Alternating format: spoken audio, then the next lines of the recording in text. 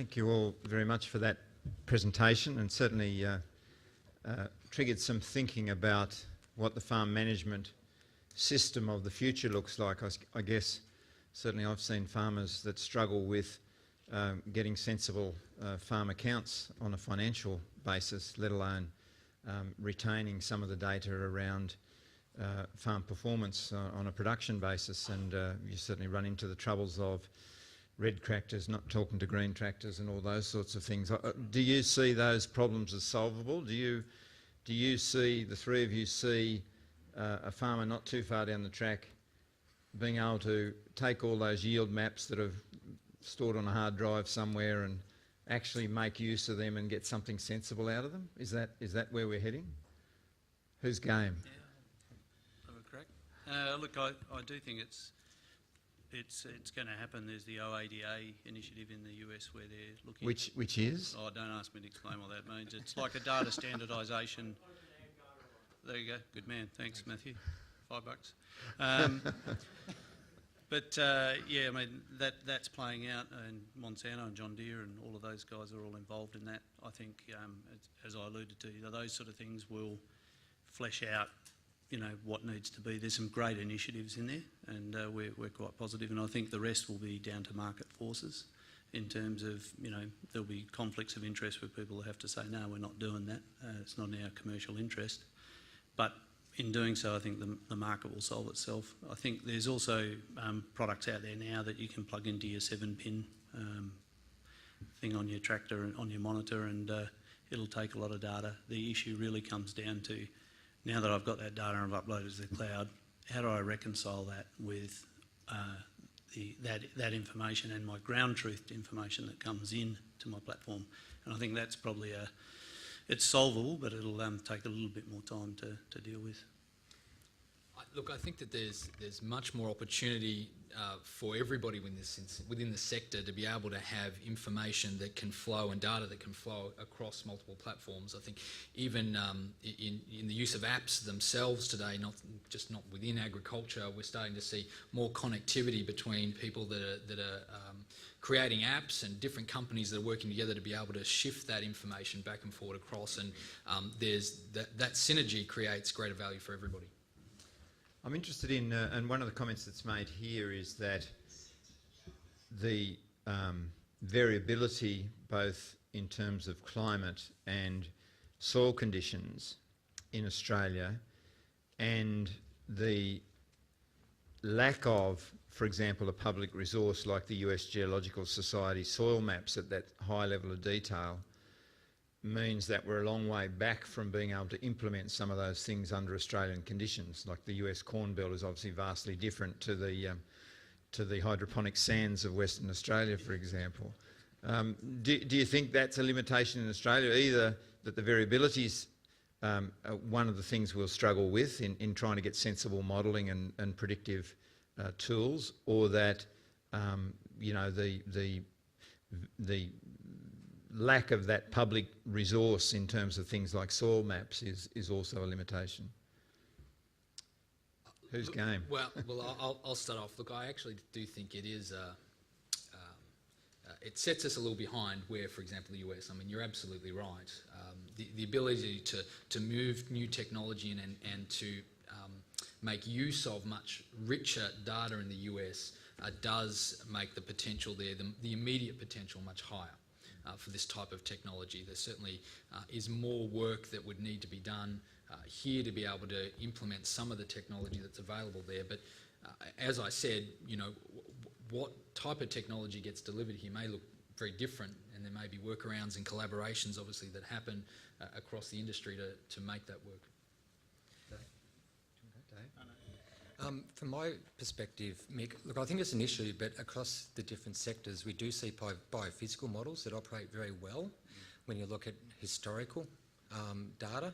One of the initiatives that in things like SenseT in Tasmania and elsewhere is the ingestion of things like silo data and that sort of broad scale climatic information, but also real-time sensors that are deployed strategically around the landscape that actually allow a more finer scale real-time measure to actually keep your models on track and to put the models, do that data model fusion up in the cloud And so you're feeding in regional scale information as well as proximal fine scale information, and the models that suggest across the different sectors that they actually perform pretty well. So it's just not you operational. can at the moment. effectively plug some of those gaps. Yep. Where were we, Les? Yeah, Les Copeland. Two questions, simple questions, but they might have difficult answers to whoever. Do you think this might open the way for a new method to deliver extension services?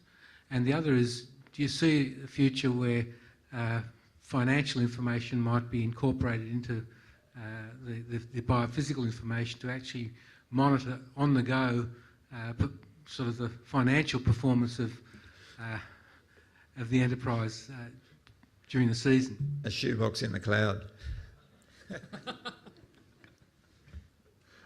Look, in terms of, I can sort of speak just on it from an AgWorld perspective. We have a library that we started out with actually that centralises, allows suppliers and research organisations and that to disseminate their information through that platform in field on the device for farmers and service providers to actually utilise that information at the right time. And it's quite a structured way of doing it so that it's not a keyword search on Google alone. It's actually down to how can I solve this problem in this particular crop or situation. And I think that we're all for allowing, we don't even charge, we just allow research organisations to put their data in, because that is how you begin to collaborate and change the play. We have suppliers like Syngenta and Bayer and that putting information in there as well. And we also have other independent trial providers as well. So I think it does change the way you can disseminate the information in a targeted, timely and relevant way. And we do the financial thing that you're looking at. It can be better, but we're on our way doing it. Yeah, that's mine. Bob. Can I just offer an observation, not about the extension side, I'm going to leave that for others. But the financial one, obviously there's very strong user demand for integrating financial implications of different decisions in a process. And I reflect sometimes on something like the dairy industry, where if you see a drop in the VAT on a daily basis, you've got an immediate opportunity to do something about it. Very different case if you're selling animals to a sale yard.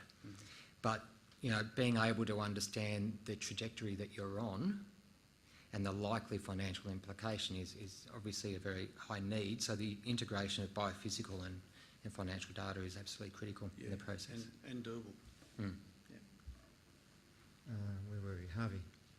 Yeah, Harvey Gaynor from Oscott Limited. I think the cloud, as some of the speakers today have said, holds a lot of opportunity and promise for us. But the reality is, where a lot of us work, to get to the cloud, you've got to drive back to the office and connect to the cloud from there, perhaps after downloading something through your 7-pin plug on your tractor. So it all gets a bit clunky, and oftentimes that in itself is a reason for people not to do it. So I'm wondering what technology is coming along to give us better access, out in the field, in real time. And I know that Cyro's Nagara project seemed to have some promise, and David, you might be able to update us as to where that's at, or is there other technologies coming along that might let us get to the cloud where and when we want, the same way it happens, out the door here? Or get the clouds when and where you want them. Do you want to answer your? I was going to say we provide that connectivity thing, as in being real time all the time, is a big issue, particularly in Australia.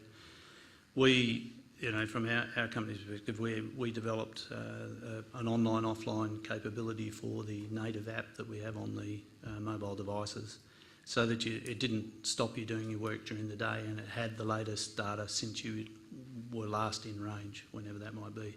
And that when you go back into range, it automatically syncs that data up to the cloud. And these are basically a dumb client, goes up to the cloud, comes back with the calculations.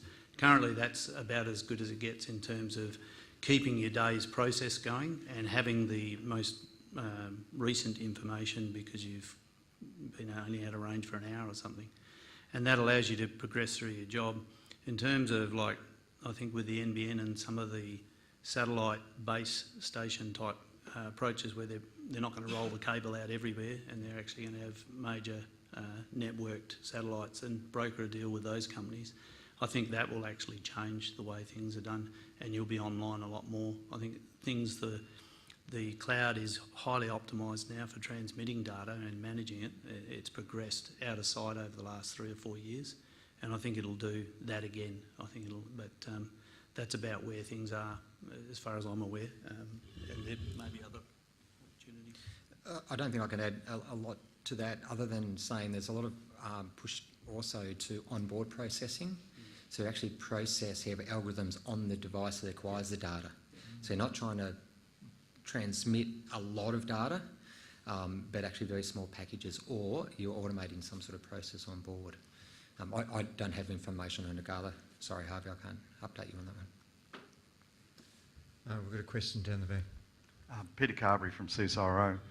Mick, in response to your original question about Australia's relativity to the US, I believe that we're 10 years ahead of the US in providing the capability that was described by Climate Pro. You know, the product called Yield Profit's been out there for 10 years, can do everything that Climate Pro can do. It's had a certain level of uptake around Australia. Any paddock in Australia can be used to provide the same sort of information. It's had a reasonable level of uptake, but not every paddock in Australia is using it. So my question to Daniel is, what's the business model in the US to provide that service? You didn't mention anything about connection to the government underwritten insurance services, or the precision or prescription agriculture approach that Monsanto's taking around using or integrating the seed machinery information business. So it's not as simple as you portray or you presented without the connection to those other dimensions. Sure.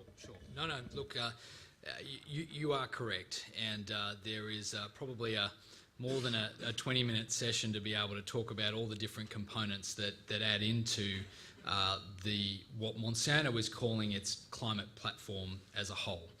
So you alluded to precision planting, and Monsanto had over the last few years made some investments in precision planting hardware with the view to combine some of the technology that we've acquired through hardware with the vast amounts of data that we have available on seed. So helping farmers to be able to make, firstly, the right decision about the variety of the hybrid to plant within their farm based on the specific and unique characteristics of an individual field, with the view to be at a place where you can use the information on that field, use the information that we have about those varieties to be able to make the very best planting decisions. And so that's around planting depth, planting density, even the variable use of different varieties within a field, and so that technology would, of course, then link in with those Climate Pro type information that I talked about before. So there is linkages within there, and yes, I alluded to it very briefly, but at Climate's inception there was a focus there around crop insurance, and with an aspiration to be at a place where there could be better risk modelling by farm, by field, by crop, by variety, down to that level, and even to be able to have things like an automatic payout based on a weather event, based on the information that's being collected around those farms. So it certainly is. There are other aspects that kind of plug into this technology, which is, I have to say, is evolving fast, and even within Monsanto. You have to sort of week by week find out, so what's the latest what we're doing, what's actually changed, where are we going next. It is a bit of a movable feast, and I've got to also say that Climate Corp in itself has gone through a major transformation in this brief period of time that Monsanto's acquired them. So they've staffed up dramatically. Obviously the investment that Monsanto's put in place there has sped up the development for that business quite considerably. So it is a fairly fast paced sector at this point in time. Jim, we'll start with you. Jim Prattley, Charles Sturt University.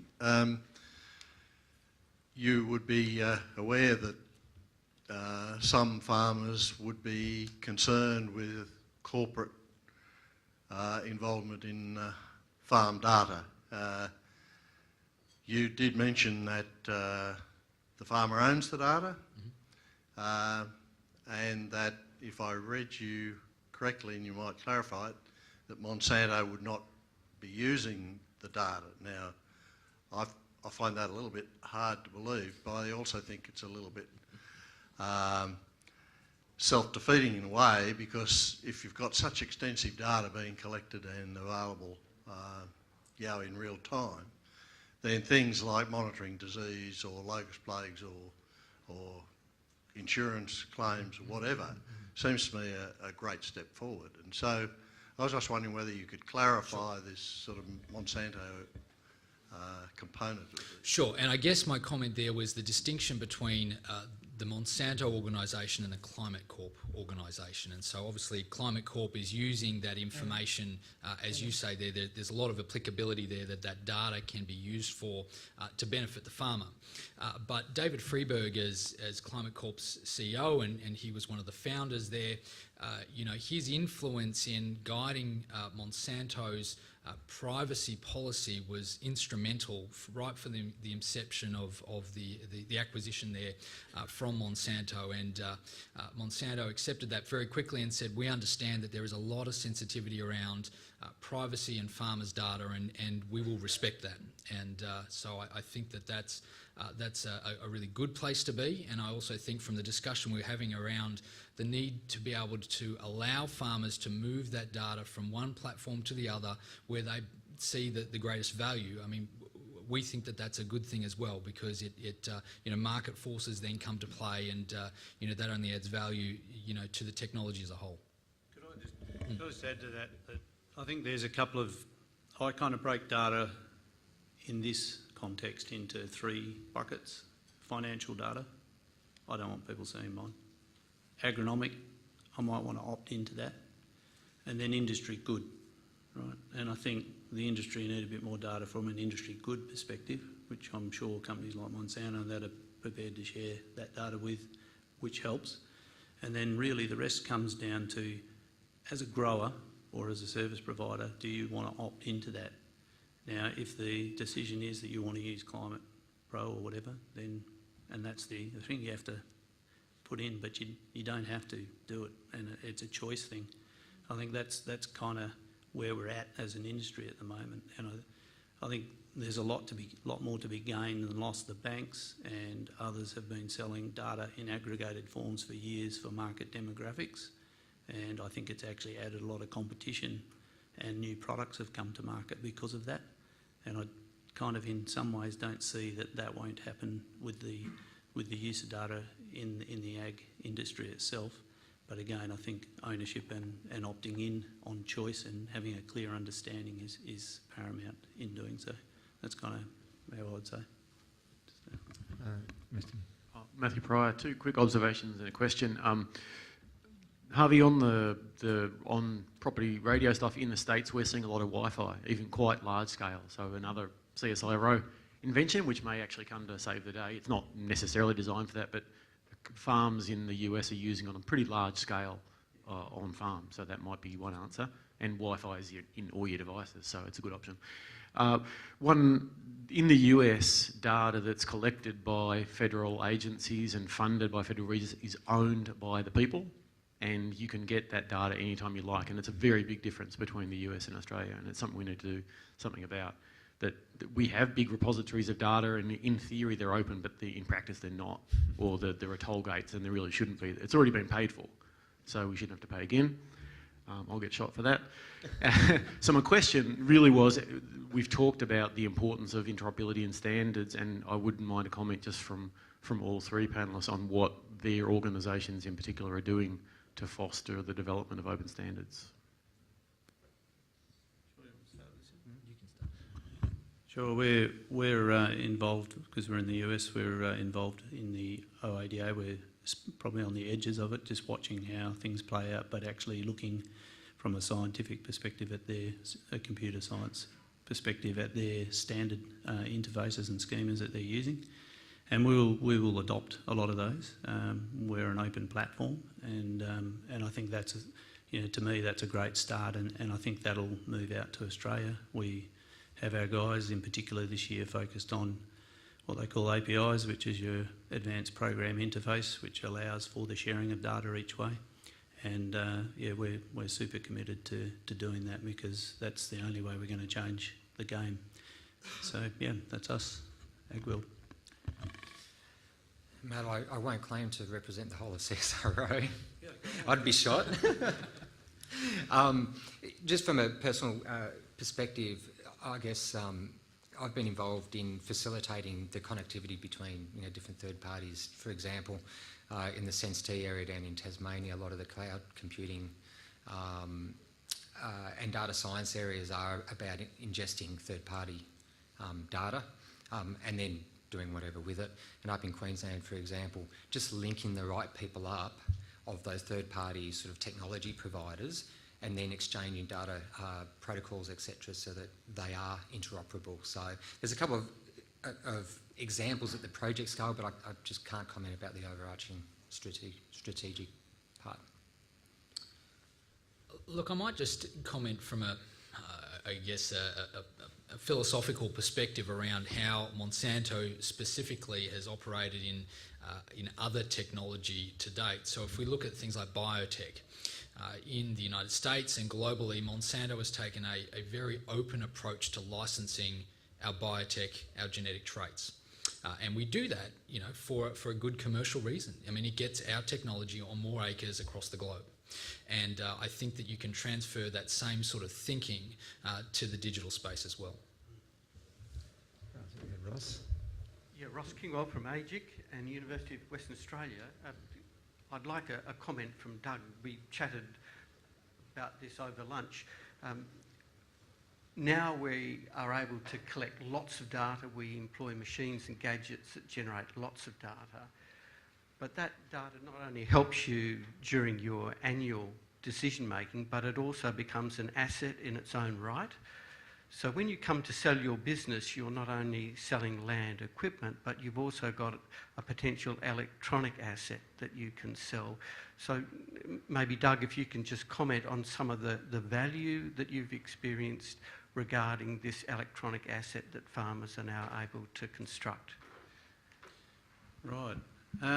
Okay, so if we took it from a service provider's perspective, the platform we have clearly, as people bring their information and centralise it, they can report on it and analyse it as a service provider. So in this case, I'll be an agronomist.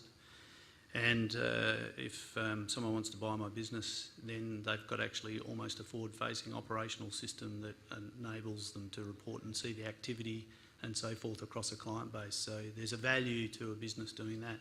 If you go then to the farmer, a good example is in Western Australia. A bit over a year ago, 18 months back, there was a transaction by a corporate came in and bought two farms very close to each other, pretty well adjoining properties actually, and they paid $70,000 for the digital records on one farm and $10,000 for the paper on the other.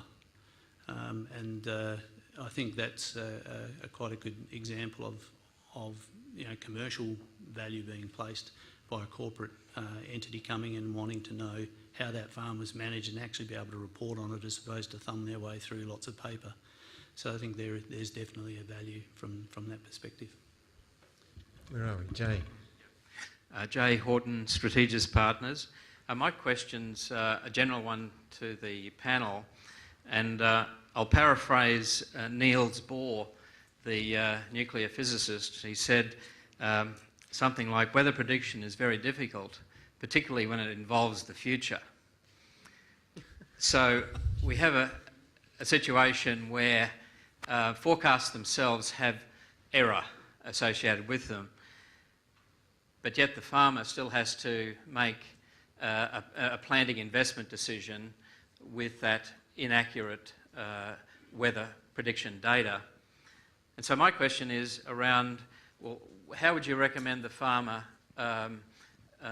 plant or make his investment decision? Is it the expected weather forecast that you will provide him with? Is it something like the worst case that might happen, or a combination of good, bad, and expected?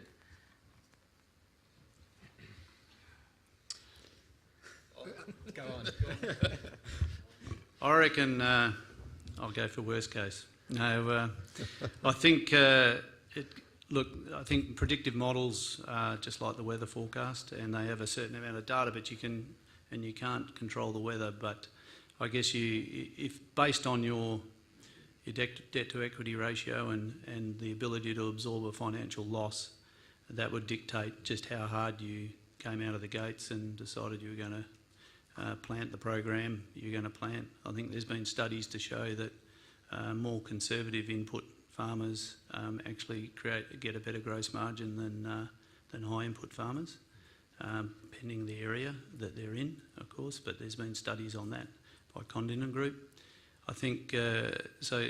Yeah, from that perspective, I think you've got to just go. I would personally, in the area where I'm from, as Bruce Rock, I would be going for a more conservative approach due to that fantastic soil.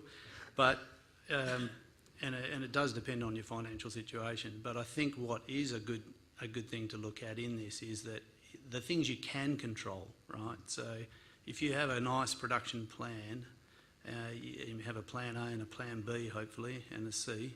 You want to be agile in your approach to implementing that plan and monitoring and measuring it as you go through, so you can pick and choose, and you make data-informed information decisions other than emotional, which is often it's the other way around. It's more emotional plus some bit of data, and I think understanding that each one of those decisions has a compounding effect, not just in the current season on your loss, but on your concurring losses that may occur or those that may follow. And I think that's about all you can do to manage it. I know we can predict when it's not going to rain pretty well. The only bit I'd like to add to that is perhaps rather than saying just an emotional decision is an intuitive one. Yeah. So I think a lot of the best managers do things intuitively that are very, very hard to communicate to other people, and they ingest, if you like, their experiences and data and the weather forecasts and all that, and somehow bundle it all together under their own risk profile and make decisions that are comfortable for them. Look, predictive modelling can help you make better decisions, but it doesn't take the risk out of farming. That's why I'm not a farmer. How are we going? Yes, we've got a question. Ian Dalgleish from Grain Growers. I've only been in this caper for about 6 months, but one of the challenges, and I don't know that it's necessarily so much a question for the panel, but more for a question for the room, the amount of research data that is currently sitting in this room that continues to find a very difficult direction to an outlet to growers. I would I guess challenge people to look to work in a more cooperative fashion to bring that information to the market, and you don't necessarily need to run through a completely commercial organisation to do that. So I just challenge people to have a think about where they're trying to put their research data and how they're trying to take it to the market. I think we'll take that as a comment in inimitable Tony Jones fashion.